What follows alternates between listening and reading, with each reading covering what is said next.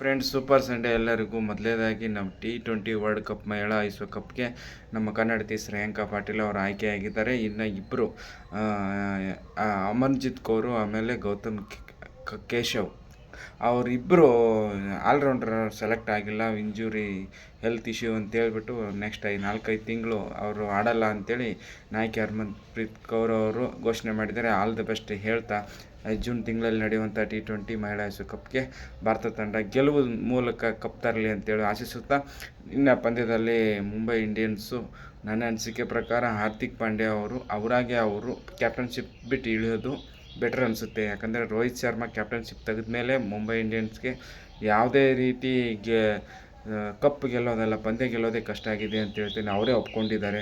ನಿನ್ನೆ ಕಾಮಿಟ್ರಿ ರವಿಶಾಸ್ತ್ರಿ ಅವರು ಕೇಳ್ತಾರೆ, ಇವತ್ತು ಬ್ಯಾಡ್ ಲಕ್ ಅಂತ ಹೇಳ್ತಾರೆ. ಇವತ್ತಲ್ಲ, ಈ IPL ಸೀಸನ್ನೇ ನಾವು ಬ್ಯಾಡ್ ಲಕ್ ಅಂತೇಳಿ ಅವರೇ ಒಪ್ಕೊಂಡಿದ್ದಾರೆ. ಹಾಗಾಗಿ ಕ್ಯಾಪ್ಟನ್ಶಿಪ್ಪಿಂದ ಅವರೇ ಇಳಿದ್ರೆ ಮುಂಬೈ ತಂಡಕ್ಕೆ ಮುಂದಿನ ದಿನಗಳಲ್ಲಿ ಒಳ್ಳೆಯ ಭವಿಷ್ಯ ಇದೆ ಅಂತ ಹೇಳಬೇಕಾಗುತ್ತೆ. ಅದು ಬಿಟ್ಟರೆ ಇವತ್ತು ಸೂಪರ್ ಸಂಡೇಯಲ್ಲಿ ನನ್ನ ಫೇವ್ರೇಟ್ ತಂಡಗಳು ಒಂದು ಪಂಜಾಬು, ಇನ್ನೊಂದು SRH, ಎರಡು ಪಂದ್ಯ ಪ್ರಿಡಿಕ್ಷನ್ ಗೆಲ್ತಾರಂತ ಹೇಳ್ತಾ ನನ್ನ ವಿಡಿಯೋ ಮುಗಿಸ್ತಾ ಎಲ್ಲರಿಗೂ ಹ್ಯಾಪಿ ಸಂಡೇ ಅಂತ ಹೇಳ್ತೀನಿ.